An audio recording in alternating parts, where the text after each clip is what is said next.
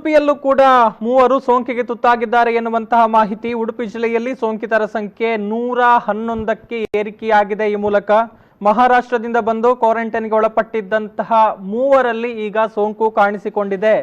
ಒಬ್ಬ ಪುರುಷ, ಮಹಿಳೆ ಮತ್ತು 9 ವರ್ಷದ ಹೆಣ್ಣು ಮಗು ಸೋಂಕಿಗೆ ತುತ್ತಾಗಿರುವಂತಹ ಮಾಹಿತಿಯನ್ನ ಆರೋಗ್ಯ ಇಲಾಖೆ ಇದೀಗ ಕೊಟ್ಟಿದೆ.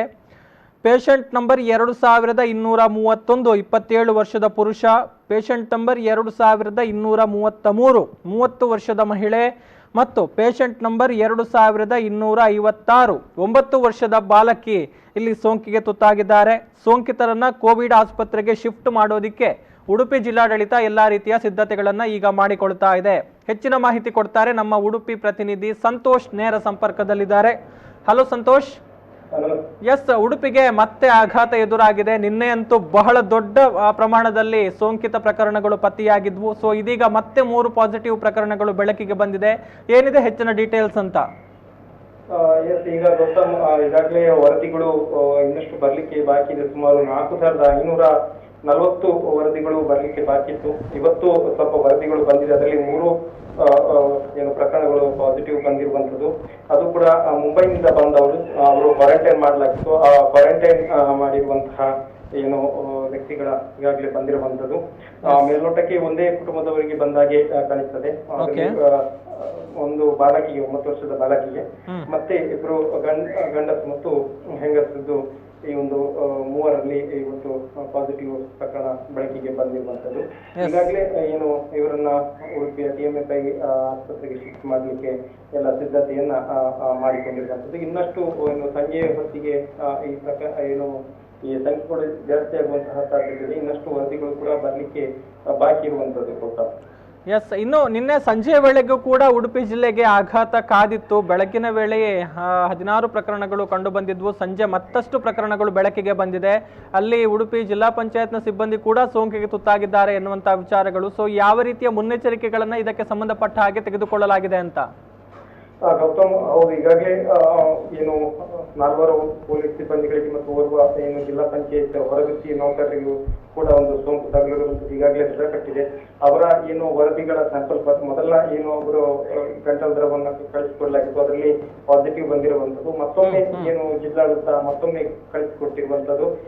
ಇದರ ವರದಿ ಬರಲಿಕ್ಕೆ ಬಾಕಿ ಇರುವಂತದ್ದು. ಒಂದು ವೇಳೆ ಅದರಲ್ಲೂ ಕೂಡ ಪಾಸಿಟಿವ್ ಬಂದ್ರೆ ಈಗಾಗಲೇ ಎಲ್ಲ ರೀತಿಯಲ್ಲೂ ಸಹ ಈಗ ಜಿಲ್ಲಾ ಪಂಚಾಯತ್ ಇರ್ಬೋದು ಅಥವಾ DC ಕಚೇರಿ ಇರ್ಬೋದು, ಈಗಾಗಲೇ 3 ಬಾರಿ ಸ್ಯಾನಿಟೈಸ್ ಮಾಡಿ ಕಚೇರಿ ಕೆಲಸಕ್ಕೆ ಮುಂದುವರೆದಿದೆ. ಮತ್ತೆ ಈಗಾಗಲೇ SP ಆಫೀಸ್ ಕೂಡ ಈಗಾಗಲೇ 3-4 ಬಾರಿ ಸ್ಯಾನಿಟೈಸ್ ಮಾಡಿ ಈಗಾಗಲೇ ಅದು ಕೂಡ ಕೆಲಸವನ್ನ ನಿರ್ವಹಿಸ್ತಾ ಇದೆ. ಎಲ್ಲ ಸೀಲ್ ಡೌನ್ ಮಾಡಲಾಗಿದೆ, SP ಕಚೇರಿಯನ್ನು ಸೀಲ್ ಡೌನ್ ಮಾಡಲಾಗಿದೆ ಎನ್ನುವಂತಹ ಕೆಲವೊಂದು ರೂಮರ್ಸ್ ಗಳು ಬರ್ತಾ ಇತ್ತು. ಆದ್ರೆ ಇದಕ್ಕೆ ಜಿಲ್ಲಾ SP ವಿಷ್ಣುವರ್ಧನ್ ಅವರು ಸ್ಪಷ್ಟನೆಯನ್ನ ಕೂಡ ಕೊಟ್ಟಿದ್ದಾರೆ. ಯಾವುದೇ ರೀತಿಯಲ್ಲಿ ಸೀಲ್ ಡೌನ್ SP ಆಫೀಸ್ ಅನ್ನ ಮಾಡಿಲ್ಲ, ಬದಲಾಗಿ 3-4 ಬಾರಿ ಸ್ಯಾನಿಟೈಸ್ ಮಾಡಲಾಗಿದೆ ಮತ್ತು ಆ ಒಂದು ಈಗಾಗಲೇ ಒಂದು ಕಚೇರಿ ಕಾರ್ಯನಿರ್ವಹಿಸ್ತಾ ಇದೆ. ಆ ಸೋಂಕಿತರು ಪೊಲೀಸ್ ಕಾನ್ಸ್ಟೇಬಲ್ ಏನಿದ್ದಾರೆ ಅವರು ಹೊರಗಿಂದ ಯಾರು ಬರ್ತಾರೆ ಅವರನ್ನ ಸ್ಯಾನಿಟೈಸರ್ ಮತ್ತು ಅವರಿಗೆ ರಿಜಿಸ್ಟರ್ ಮಾಡ್ಲಿಕ್ಕೆ ಮಾತ್ರ ಹೊರಗೆ ಕುತ್ಕೊಂಡಿದ್ರು. ಯಾವುದೇ ಕಾರಣಕ್ಕೆ ಒಳಗೆ ಅವರು ಕಾರ್ಯನಿರ್ವಹಿಸುತ್ತಿರಲಿಲ್ಲ. ಆ ಹಿನ್ನೆಲೆಯಲ್ಲಿ ಅವರು ಕುತ್ಕೊಂಡಿರುವಂತಹ ಪ್ಲೇಸ್ಗಳಿರಬಹುದು ಮತ್ತು ಅವರು ಹೋದಂತಹ ಪ್ಲೇಸ್ಗಳನ್ನೆಲ್ಲ ಸ್ಯಾನಿಟೈಸ್ ಮಾಡಲಾಗಿದೆ. ಯಾವುದೇ ರೀತಿಯಂತಹ ಆತಂಕ ಇಲ್ಲ ಎನ್ನುವಂಥದ್ದು ನಿನ್ನೆ SP ವಿಷ್ಣುವರ್ಧನ್ ಅವರು ಮಾಹಿತಿ ಬಂತು. ಇನ್ನು ಜಿಲ್ಲಾ ಪಂಚಾಯತ್ಗೆ ಹೊರಗುತ್ತಿಗೆ ನೌಕರರಿಗೆ ಒಂದು ಕೊರೋನಾ ಬಂದಿರುವ ಪ್ರಕರಣಕ್ಕೆ ಸಂಬಂಧಪಟ್ಟಾಗಿದೆ. ಅವರು 19 ತಾರೀಕಿಗೆ ಜಿಲ್ಲಾ ಪಂಚಾಯತ್ ಹೊರಗುತ್ತಿಗೆ ಬಂದಿದ್ದ ಆ ಸಂದರ್ಭದಲ್ಲಿ ಅವರಿಗೆ ಜ್ವರದ ಲಕ್ಷಣಗಳಿತ್ತು. ಆ ಹೊತ್ತಿಗೆ ಅವರಿಗೆ ವಾಪಸ್ಸನ್ನ ಕಳಿಸಲಾಗಿತ್ತು ಮತ್ತು ಗಂಟಲು ದ್ರವವನ್ನು ತೆಗೆದುಕೊಂಡು ಅವರು ವಾಪಸ್ ಮಾಡಲಾಗಿತ್ತು. ಅದು ನಿನ್ನೆ ರಿಪೋರ್ಟ್ ಬಂದಿರುವಂತದ್ದು. ಅದರಲ್ಲಿ ಕೂಡ ಪಾಸಿಟಿವ್ ಬಂದಿವೆ. ಆ ಹಿನ್ನೆಲೆಯಲ್ಲಿ ಆ ದಿನದಿಂದ ಹಿಡಿದು ನಿನ್ನೆಯ ತನಕ ನಿರಂತರವಾಗಿ ಕಚೇರಿಯನ್ನ ಮತ್ತು ಅವರು ಹೋದಂತಹ ಪ್ಲೇಸ್ಗಳನ್ನ ಸ್ಯಾನಿಟೈಸ್ ಮಾಡಲಾಗಿದೆ ಮತ್ತು ಉಳಿದ ಸಿಬ್ಬಂದಿಗಳ ಕೂಡ ಗಂಟಲು ದ್ರವವನ್ನು ತೆಗೆದು ಈಗಾಗಲೇ ಸ್ಯಾಂಪಲ್ಗಳನ್ನ ಕಳಿಸಿಕೊಡಲಾಗಿದೆ. ಮುನ್ನೆಚ್ಚರಿಕೆಯಾಗಿ ಈ ಎಲ್ಲ ಜಿಲ್ಲಾಡಳಿತ ಮುನ್ನೆಚ್ಚರವನ್ನ ಕೈಗೊಂಡಿದೆ. ಇತರ ಸ್ಯಾಂಪಲ್ಗಳ ವರದಿಗಾಗಿ ಯಾವ ರೀತಿ ವರದಿ ಬರ್ತದೆ ಅನ್ನೋದ್ರ ಬಗ್ಗೆ ಜಿಲ್ಲಾಡಳಿತ ಕಾಯ್ತಾ ಇದೆ. ಮುಂದಿನ ಕ್ರಮವನ್ನ ಕೈಗೊಳ್ಳುತ್ತಿದೆ. ಎಸ್, ಇನ್ನು ಕ್ವಾರಂಟೈನ್ ಸೆಂಟರ್ಗಳ ಪರಿಸ್ಥಿತಿ ಹೇಗಿದೆ ಸಂತೋಷ್? ಅಂದ್ರೆ ಅಲ್ಲಿ ವ್ಯವಸ್ಥೆಗಳೆಲ್ಲ ಹೇಗಿದೆ? ಇನ್ನು ಕೆಲವರು ಅಲ್ಲಿ ಗಲಾಟೆಯನ್ನು ಕೂಡ ಮಾಡಿಕೊಳ್ತಾ ಇದ್ದಾರೆ ಎನ್ನುವಂತ ಮಾಹಿತಿಗಳು ಕೂಡ ಬರ್ತಾ ಇದೆ. ನಮ್ಮ ಕ್ವಾರಂಟೈನ್ ಅವಧಿ ಮುಗಿದಿದೆ, ನಮ್ಮನ್ನ ಬಿಟ್ಟು ಬಿಡಿ ಎನ್ನುವ ಹಾಗೆ ಗಲಾಟೆಯನ್ನ ಮಾಡ್ತಾ ಇದ್ದಾರೆ ಅನ್ನುವಂತ ಪ್ರಕರಣಗಳು ನಡೀತಾ ಇದೆ ಅನ್ನುವಂಥದ್ದು. ಸೊ ಹೇಗಿದೆ ಈಗ ಕ್ವಾರಂಟೈನ್ ಸೆಂಟರ್ಗಳಿಗೆ ಸಂಬಂಧಪಟ್ಟ ಹಾಗೆ ಪರಿಸ್ಥಿತಿ ಅಂತ? ಹೆಚ್ಚಿನ ಕ್ವಾರಂಟೈನ್ ಏನು ಯಾವ ರೀತಿ ಆಗುತ್ತೆ ಅಂತ ಹೇಳಿದ್ರೆ, ಏನು ಕ್ವಾರಂಟೈನ್ ಅವಧಿ 14 ದಿನ ಇದೆ. ಆ 14 ದಿನವನ್ನ ಪೂರೈಸಲೇಬೇಕು ಮತ್ತು ವರದಿ ಬಂದ್ಮೇಲೆ ಅವರನ್ನ ಏನು ಅವರದ ಸ್ಯಾಂಪಲ್ ಕಳಿಸ್ತಾರೆ, ಅದರ ವರದಿ ಬಂದ್ಮೇಲೆ ಅವರನ್ನ ಬಿಡುವಂಥದ್ದು. ಅದರ ಮೊದಲಿಗೆ ಯಾರನ್ನು ಕೂಡ ಬಿಡುವುದಿಲ್ಲ, ಯಾವುದೇ ಕಾರಣಕ್ಕಾಗಿ ಬಿಡುವುದಿಲ್ಲ. ಎಷ್ಟೇ ದೊಡ್ಡ ಸಂದಿಗ್ಧ ಪರಿಸ್ಥಿತಿ ಇದ್ರೂ ಕೂಡ ಬಿಡುವುದಿಲ್ಲ. ಅದಕ್ಕೆ ಅವರು ಒಪ್ಪುತ್ತಾರೆ. ಅಂದ್ರೆ ಮೊದಲು ಈಗ ಮುಂಬೈಯಿಂದ ಬಂದವರು ಇರ್ಬೋದು, ದುಬೈನಿಂದ ಬಂದಿರೋರು ಇರ್ಬೋದು, ಆ ಒಂದು ಕಂಡೀಷನ್ಗೆ ಒಪ್ಪಲೇಬೇಕು. ಆ ಒಪ್ಪಿಗೆ ಇದ್ರೆ ಮಾತ್ರ ಅವರನ್ನ ಜಿಲ್ಲೆಗೆ ಕರೆತರುವಂತಹ ಕೆಲಸ ಆಗ್ತದೆ. ಅವರು ಒಪ್ಪಿಗೆ ಬಂದಿದ್ದಾರೆ. ಈಗ ಪರಂಕರಪಾಡಿಯ ಏನು ವಸತಿ ನಿಲಯದಲ್ಲಿ ಕ್ವಾರಂಟೈನ್ ಮಾಡಿರುವಂತಹ ವ್ಯಕ್ತಿ ಪೊಲೀಸರಿಗೆ ಏನು ಮಾತಿನ ಚಕಮಕಿ ನಡೆಸಿದ್ದಾರೆ. ಆತನ ಕ್ವಾರಂಟೈನ್ ಅವಧಿ 13 ದಿನ ಆಗಿತ್ತು, 14ನೇ ದಿನ ಪೂರೈಸಿರಲಿಲ್ಲ. ಮಾತ್ರ ಅಲ್ಲದೆ ಆತನ ಏನು ಸ್ಯಾಂಪಲ್ ವರದಿ ಕೂಡ ಬಂದಿರಲಿಲ್ಲ. ಆ ಹಿನ್ನೆಲೆಯಲ್ಲಿ ಪೊಲೀಸರು ಮತ್ತೆ ವಾಪಸ್ ಕಳಿಸಿರುವಂತದ್ದು. ಅದರಿಂದ ಪೊಲೀಸರು ಕೂಡ ಮತ್ತು ಆರೋಗ್ಯ ಇಲಾಖೆ ಸಿಬ್ಬಂದಿಗಳು ಕೂಡ ಅವನನ್ನು ಸಮಜಾಯಿಸಿ ಕಳಿಸಿಕೊಟ್ಟಿರುವಂತದ್ದು. ಯಾವುದೇ ಕಾರಣಕ್ಕಾಗಿ ಹೊರಗೆ ಬರಬಾರ್ದು ಮತ್ತು ಇನ್ನ ವರದಿ ಬಂದ ಮೇಲೆ ನೀನು ಇಲ್ಲಿಂದ ಬಿಡುಗಡೆ ಆಗ್ಲಿಕ್ಕೆ ಸಾಧ್ಯ ಎನ್ನುವಂಥದ್ದು ಹೇಳಿದ್ರು. ಯಾಕೆಂತ ಹೇಳಿದ್ರೆ ಮನೆಯವರ ಏನು ಆತನು ಕೂಡ ಬಂದಿರುವಂತಹ ವ್ಯಕ್ತಿ ಕೂಡ ಮನೆಯಲ್ಲಿ ಕೂಡ ಏನೋ ಅಂತ್ಯ ಸಂಸ್ಕಾರ ಇದೆ ಎನ್ನುವಂತಹ ಕಾರಣಕ್ಕಾಗಿ ಬಂದಿರುವಂತಹ ವ್ಯಕ್ತಿ. ಆ ಹಿನ್ನೆಲೆಯಲ್ಲಿ ಏನೆಲ್ಲ ಕಂಡೀಷನ್ ಇದೆ ಆ ಕಂಡೀಷನ್ಗಳನ್ನ ಅವರು ಪೂರೈಸಲೇಬೇಕು. ಯಾಕೆಂತ ಹೇಳಿದ್ರೆ ಮುಂಬೈಯಿಂದ ಬಂದಿರುವಂತಹ ವ್ಯಕ್ತಿಗಳಲ್ಲಿ ಉಡುಪಿಯಲ್ಲಿ ಅತ್ಯಧಿಕ ಸಂಖ್ಯೆಯಲ್ಲಿ ಬಂದಿರುವಂತದ್ದು 75 ಪ್ರಕರಣಗಳು ಈಗಾಗಲೇ ಮುಂಬೈಯಿಂದ ಬಂದಂತಹ ಪ್ರಕರಣಗಳೇ ಆಗಿರುವಂತಹ ಹಿನ್ನೆಲೆಯಲ್ಲಿ ಆತನು ಕ್ವಾರಂಟೈನ್ ಅವಧಿಯನ್ನ ಪೂರೈಸಬೇಕು ಮತ್ತು ವರದಿಗಾಗಿ ಏನು ಸ್ಯಾಂಪಲ್ ವರದಿಗಾಗಿ ಕಾಯಲೇಬೇಕಾಗ್ತದೆ. ಇದಕ್ಕೆ ಎಲ್ಲರೂ ಸಹಕರಿಸಬೇಕು ಎನ್ನುವಂತಹದ್ದು ಕೂಡ ಜಿಲ್ಲಾಡಳಿತದ ಒಂದು ಮನವಿ ಕೂಡ ಆಗಿರುವಂತಹ. ಎಸ್, ಅಂದ್ರೆ ಇಲ್ಲಿ ನಾವು ಗಮನಿಸಿದ್ರೆ ಏನು 14 ದಿನಗಳು ಏನು ನಿಗದಿತ ಕ್ವಾರಂಟೈನ್ ಅವಧಿ ಇದೆ, ಅದು ಇನ್ ಕೇಸ್ ರಿಪೋರ್ಟ್ ಬರುವಂತದ್ದು ತಡವಾದ್ರೆ ಮತ್ತಷ್ಟು ಹೆಚ್ಚಳ ಆಗುವಂತಹ ಸಾಧ್ಯತೆಗಳಿದೆ. ಯಾಕಂತ ಹೇಳಿದ್ರೆ ಈಗಾಗಲೇ ಆಲ್ಮೋಸ್ಟ್ 4,500ಕ್ಕೂ ಅಧಿಕ ರಿಪೋರ್ಟ್ಗಳು ಬರೋದಕ್ಕೆ ಬಾಕಿ ಇದೆ ಅಂತ ಆದ್ರೆ ಕನಿಷ್ಠ 3 ರಿಂದ 4 ದಿನಗಳು ಇನ್ನೂ ಕೂಡ ಬೇಕಾಗಬಹುದು ಅನ್ನುವಂತ ಅಂದಾಜನ್ನ ನಾವು ಮಾಡಬಹುದು. ಸೊ ಈ ಎಲ್ಲ ವಿಚಾರಗಳಿಂದಾಗಿ ಕ್ವಾರಂಟೈನ್ ಅವಧಿ ಮತ್ತೆ ಹೆಚ್ಚಳ ಆದ್ರೂ ಕೂಡ ಡೌಟ್ ಇಲ್ವಾ ಅಲ್ಲ ಇಲ್ಲಿ? ಹೌದು ಹೌದು ಖಂಡಿತ. ಯಾಕಂತ ಹೇಳಿದ್ರೆ ದಿನ ಅಂದ್ರೆ ಬೇರೆ ರಾಜ್ಯದ ಬೇರೆ ಬೇರೆ ಜಿಲ್ಲೆಗಳಲ್ಲೂ ಕೂಡ ವರದಿ ಬರಬೇಕಾಗ್ತದೆ. ಆ ಹಿನ್ನೆಲೆಯಲ್ಲಿ ಉಡುಪಿದ್ದು ಅತಿ ಹೆಚ್ಚು ವಸ್ತುಗಳು ಬರ್ತಾ ಇದೆ. ಉಡುಪಿಯಲ್ಲಿ KMC ಕೂಡ ಒಂದು ಲ್ಯಾಬ್ ಓಪನ್ ಆಗಿದೆ. ಆ ಮೂಲಕ ಉಡುಪಿದ್ದು ಏನೋ 400 ರಿಂದ 450ರಷ್ಟು ವರದಿಗಳು ದಿನಕ್ಕೆ ಬರ್ತದೆ.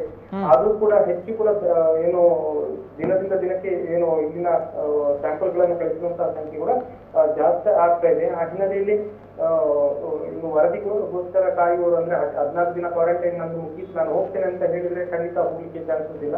ಅವರ ವರದಿ ಬರ್ಲೇಬೇಕು. 1-2 ದಿನ ಖಂಡಿತವಾಗಿ ಡಿಲೇ ಆಗ್ಲೂ ಕೂಡ ಚಾನ್ಸಸ್ ಇದೆ. ಆ ಹಿನ್ನೆಲೆಯಲ್ಲಿ ಅವರು ಕ್ವಾರಂಟೈನ್ ನಲ್ಲಿ ಯಾರು ಇದ್ದಾರೆ ಎಲ್ಲ ಕಂಡೀಷನ್ಗೆ ಅವರು ಒಪ್ಪಲೇಬೇಕಾಗ್ತದೆ. ಎಸ್, ಅಂದ್ರೆ ಕ್ವಾರಂಟೈನ್ ನಲ್ಲಿ ಇರುವಂತವರು ಈ ಒಂದು ಪರಿಸ್ಥಿತಿಯನ್ನ ಅರ್ಥ ಮಾಡಿಕೊಳ್ಬೇಕಾಗುತ್ತೆ, ಜಿಲ್ಲಾಡಳಿತದ ಜೊತೆಗೆ ಸಹಕಾರವನ್ನ ಕೊಡಬೇಕಾಗುತ್ತೆ ಆರೋಗ್ಯದ ಹಿತದೃಷ್ಟಿಯಿಂದ. Yes yes, thank you Santosh ತಮ್ಮೆಲ್ಲ ಮಾಹಿತಿಗಾಗಿ.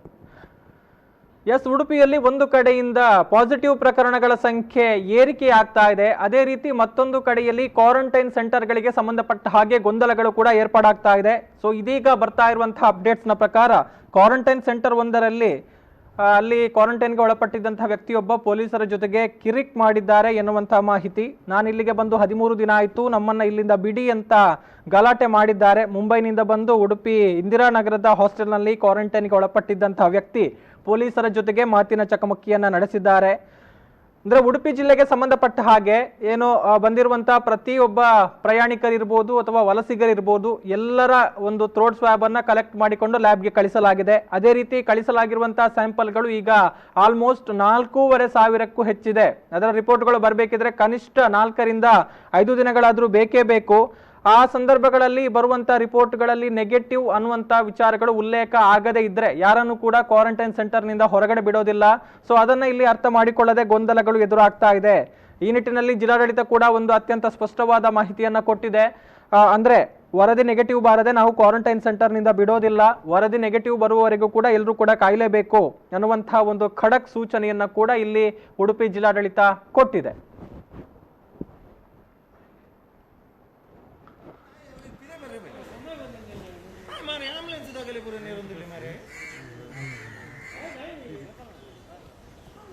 ಪಾರ್ವತಿ ನಿಜ ನಾರಿಗೆ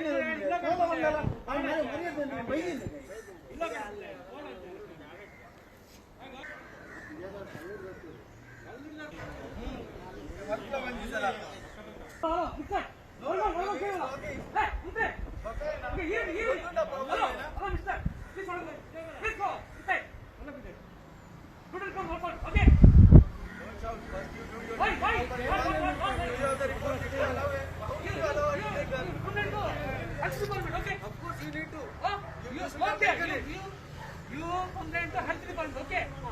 Do it first. What you are doing now? Why you are not taking? Why you kept it? Hello. ಇಷ್ಟುದರಲ್ಲಿ ಅವರೆಲ್ಲ ಮೊಬೈಲ್ ಬಂದಿಲ್ಲ, ನೀವು ಮಾತ್ರ ಇದು ಮಾಡೋದು. ಓಕೆ? ಎಲ್ಲ ಹೆಲ್ಪ್ ಮಾಡ್ತಾರೆ, ಎಷ್ಟು ಮಾಡ್ಕೊಂಡಿಲ್ಲ.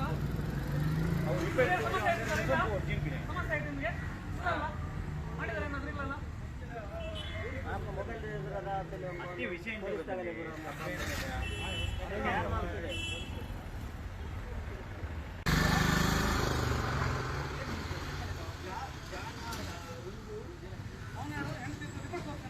Report for regular